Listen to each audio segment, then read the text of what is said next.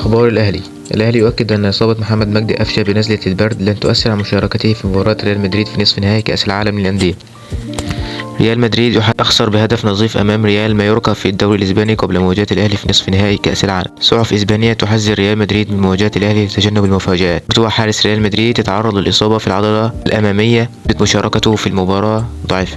كولر يلجأ للجلسات الفردية لتجهيز لاعبي الأهلي فنيا معنويا قبل مواجهة الريال على أمل تقديم ملحمة على بطل أوروبا. السيد عبد الحفيظ أكد على ضرورة احترام ريال مدريد في مواجهة الأربع المقبل دون الخوف منه، ويؤكد لهم على ثقته في قدرتهم على خوض المباراة ند بند.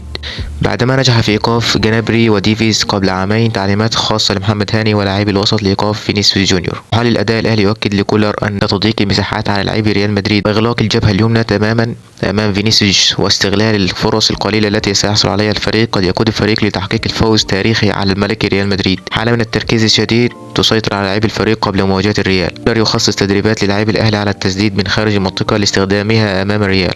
فندق الأهلي يقيم ممر شرفي للاعبي الأهلي أثناء مغادرتها إلى الرباط لخوض مباراة ريال مدريد بعد السفر من طنجة إلى الرباط 3 ساعات بالباص. تقارير صحفية: لا شيء يقلق كولر قبل مواجهة الريال سوى الإجهاد الذي يسيطر على بعض اللاعبين. ذكر مباراة الأهلي وريال مدريد أفادت بشكل كامل قبل المواجهة بأكثر من 24 ساعة. الصحافة المغربية: جمهور الوداد اتفق على تنظيم دخلة تشرف العرب أمام العالم مع الأهلي في مباراته أمام الريال.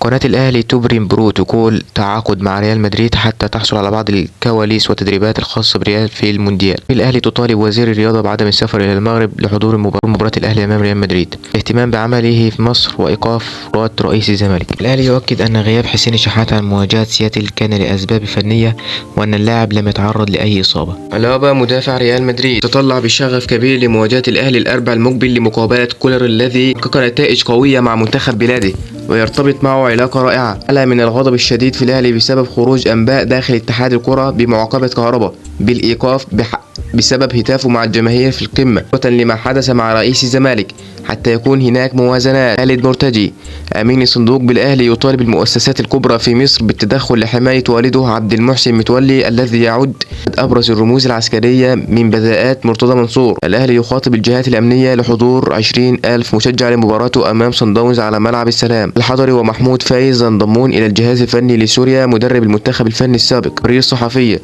الأهلي يفاوض فيوتشر لضم مهند لاشين كوتينيو لاعب أستون فيلا الإنجليزي قد ينضم إلى جالاتا سراي التركي هذا الأسبوع. محمد بركات: لابد من وجود التركيز من لاعبي الأهلي في مواجهة بطل أوروبا ولابد أن نخوض المباراة ند بند.